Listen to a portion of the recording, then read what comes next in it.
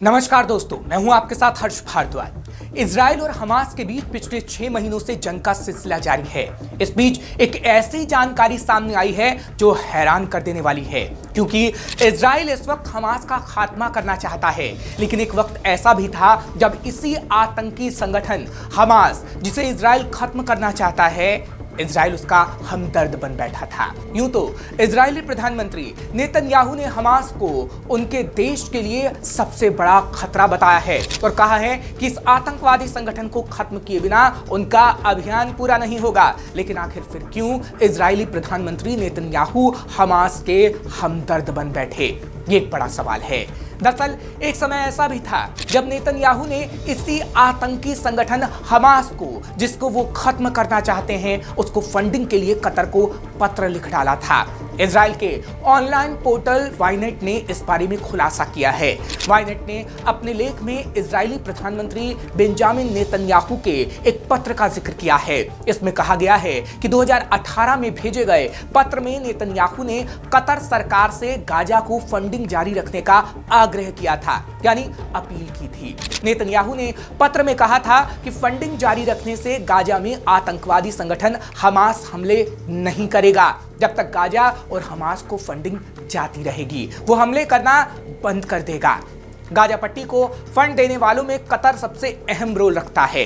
लेख में कहा गया कि 2 अलग अलग समय में मिली कतरी फंडिंग की मदद से हमास ने बटालियन बनाने, सुरंगों का नेटवर्क और रॉकेट के साथ साथ गोला बारूद की ताकत के साथ अपना साम्राज्य स्थापित कर लिया। 2007 से 2014 तक कतर ने बिना किसी अंतर्राष्ट्रीय निगरानी के हमास को फंडिंग की थी, जबकि 2014 के बाद इसे अमेरिका और इजराइल के साथ मिलकर कोऑर्डिनेट किया गया और फंडिंग दी गई।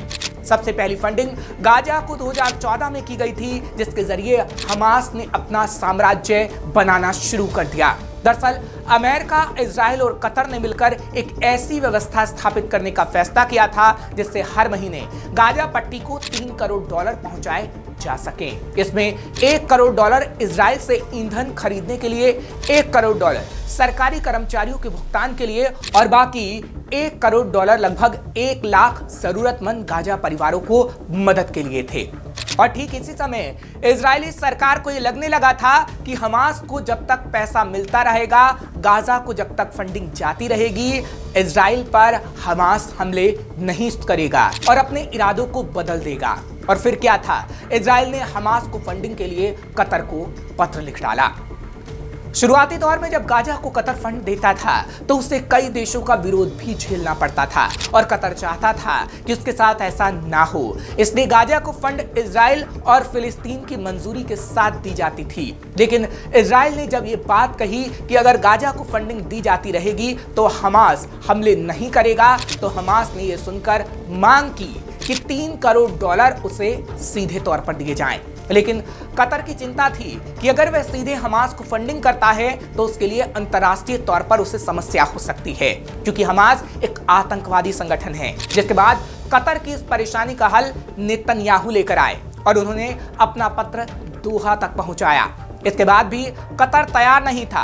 उसने और आश्वासन की मांग की। सीधी बात यह थी कि कतर सौदे पर मुहर लगाने के लिए अमेरिका की मंजूरी चाहता था। तब नेतन्याहू के अनुरोध पर अमेरिका के तत्कालीन ट्रेजरी के सचिव स्टीव नुचिन ने वॉशिंगटन से दोहा को पत्र भेजकर कतर को गारंटी दी थी कि हमास की फंडिंग को आतंकी फंडिंग नहीं माना जाएगा। जिसके बाद हमास को फंडिंग की जाने लगी। वहीं पिछले दिनों जब हमास ने इजराइल पर हमला कर दिया तो हमास पूरी दुनिया में चर्चा का विषय बन गया, क्योंकि फिलिस्तीन के इस संगठन ने दुनिया के सबसे शक्तिशाली देशों में एक इजराइल को ऐसा जख्म दिया जिसकी उसने कभी कल्पना भी नहीं की थी। हमास ने इजराइल पर हजारों रॉकेट दागे थे। इसके लड़ाकों ने इजरायली शहरों गांवों में घुसकर कत्लेआम मचाया था। हमास ने इजराइल के इलाकों में 1200 से ज्यादा लोगों की जान ले ली थी। इन हमलों के जवाब में इजराइल ने हमास को खत्म करने की कसम भी खाई थी। लेकिन वो इजराइल जो हमास को खत्म करने की कसम खा रहा है, अगर उसने हमास को फंडिंग करने की वकालत ना की होती तो आज हमास इतना मजबूत ना हुआ होता।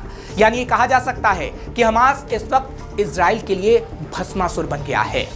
दरअसल हमास को इस्लामिक रेजिडेंस मूवमेंट और अरबी में हरकत अल मुकावामा अल इस्लामिया के नाम से जाना जाता है। ये कट्टरपंथी इस्लामी संगठन है। इसकी स्थापना 1987 में पहले फिलिस्तीनी शरणार्थी शेख अहमद यासीन ने की थी। हमास की जड़ें कट्टर संगठन मुस्लिम ब्रदरहुड से जुड़ी मानी जाती हैं। मुस्लिम ब्रदरहुड की स्थापना 1920 के दशक में मिस्र में हुई थी। शेख अहमद यासीन एक फिलिस्तीनी मौलवी था जो मुस्लिम ब्रदरहुड के स्थानीय शाखाओं से जुड़ा हुआ था।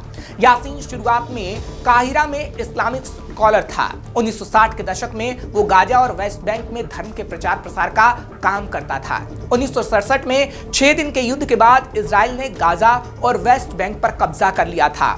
इसी युद्ध के दौरान गाजा में मुस्लिम ब्रदरहुड की राजनीतिक शाखा के तौर पर हमास की स्थापना की गई। 2004 में एक इजराइल हमले में शेख अहमद यासीन गाजा में मारा गया।